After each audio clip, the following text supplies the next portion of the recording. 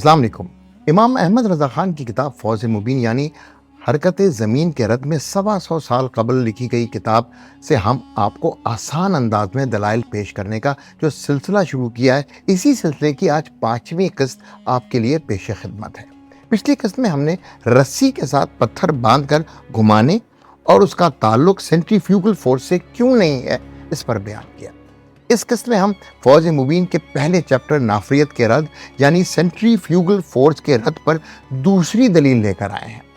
तो बात ऐसे है कि मुरवजा साइंस के मुताबिक ज़मीन सूरज के गिर्द ऑर्बिट करती है, यानी सूरज का दौरा करती है, और वो कुछ इस तरह करती है कि ज़मीन सूरज के गिर्द दायरे में इस दायरे के टेंजेंट पर सीधा जाना चाहती है, जबकि सूरज उसको मरकज़ की तरफ यानी अपनी ग्रेविटेशनल पुल की वजह से खींचता है। तो इन दोनों की टग ऑफ वॉर यानी इन दोनों की रस्सा कशी से एक आर्क शेप बन जाती है, यानी एक कमान की तरह, और ज़मीन यूं सूरज के गिर्द ऑर्बिट करने लगती है। ये तो हो गया मुरवजा साइंस के नज़दीक ज़मीन के ऑर्बिट करने का अमल।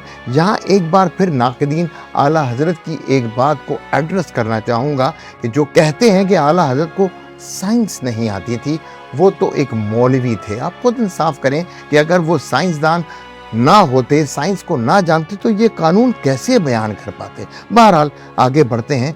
आला हज़रत इमाम अहमद रज़ा ख़ान यहाँ इस उसूल पर मंतकी रद्द यूं फरमाते हैं कि ज़मीन को सूरज के गिर्द ऑर्बिट करने के लिए, इसे मुसलसल टेंजेंट की तरफ ले जाने के लिए एक मुसलसल क़ुव्वत दरकार होनी चाहिए। वो यहाँ एक मिसाल पेश करते हैं कि ज़मीन में एक पोल गाड़ दो, उसके साथ ही रस्सी बांधकर रस्सी के साथ गेंद बांधो, और अब इस गेंद को किक मारो तो रस्सी तन जाएगी और गेंद कुछ दूर जाएगा, लेकिन एक ही किक मारने से वो पोल के इर्द गिर्द का दौरा यानी ऑर्बिट करना शुरू नहीं कर देगी। इसे तो हर वक्त किक मारने की ज़रूरत है। यहाँ दूसरे लफ्ज़ों में यूँ कहेंगे कि गेंद को उस पोल के गिर्द ऑर्बिट कराने के लिए मुसलसल एक क़ुव्वत की ज़रूरत है।